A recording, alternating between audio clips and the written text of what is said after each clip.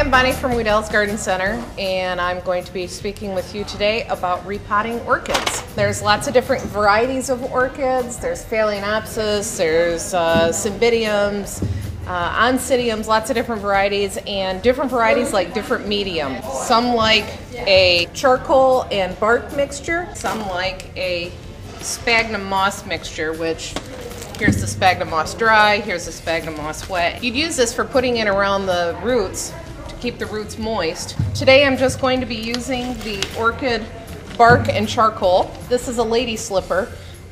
You'll want to use the correct size pot. So this is a 4-inch pot, so you would want to go into this next size, which is a 6-inch. If an orchid came from a 6-inch, then you would want to go into an 8-inch pot.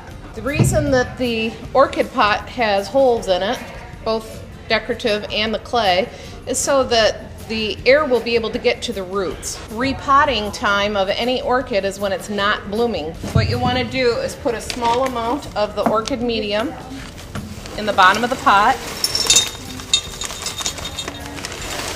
and then you pull out the orchid, and as much as the root and the medium as possible.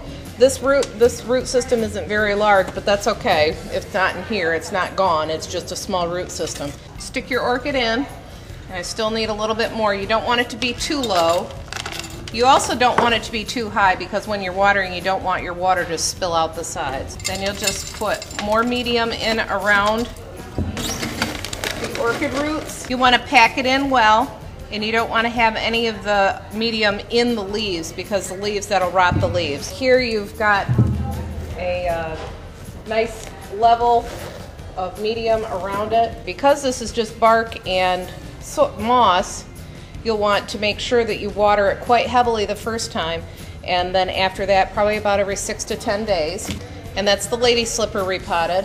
When you're choosing an orchid, you also want to make sure that you have enough light for it, but you want to make sure that your orchid isn't sitting in direct light. Direct light really doesn't do the blooms any good. In fact, it actually hurts the blooms. They go quite a bit faster if they're in full sun.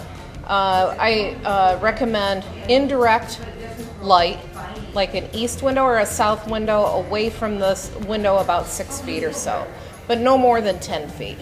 Wedels has lots of beautiful orchids, and we have a very knowledgeable staff when it comes to orchids, and we hope you'll come in and see us sometime.